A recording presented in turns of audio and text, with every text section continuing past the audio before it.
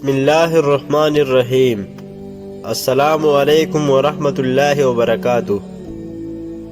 نماز کو محبت سمجھ کر ادا کرو گے تو اللہ پاک اگلی نماز کے لیے تمہیں خود کھڑا کر دے گا۔ تم بس اللہ پر یقین رکھو، وہ قادر ہے، تمہاری ساری دعائیں مقرر وقت پر قبول کرے گا۔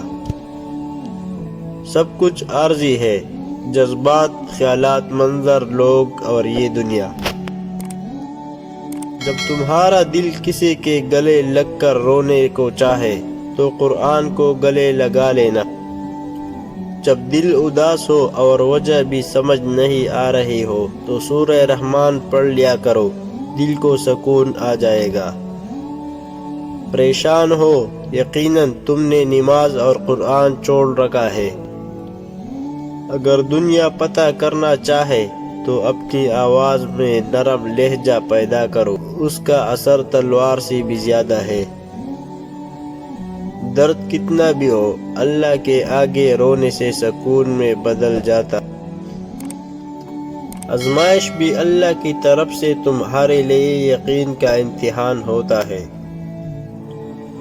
یہاں مایوس بیٹھنے کا کیا فائدہ جب وہاں اللہ تمہاری پکار کا انتظار کر رہا ہے۔ گناہ کے دوران موت نہ آنا اور گناہ کے بعد توبے کی مہلت ملنا اللہ پاک کا بڑا احسان ہے۔ قرآن پاک پتھر دلوں کو بھی موم کرتا ہے، ٹوٹے دلوں کو جوڑتا ہے اور بیمار دل کی شفا ہے۔ تم جسے ڈپریشن کہتے ہو وہ تمہارے نماز نہ پڑھنے کا نتیجہ ہے۔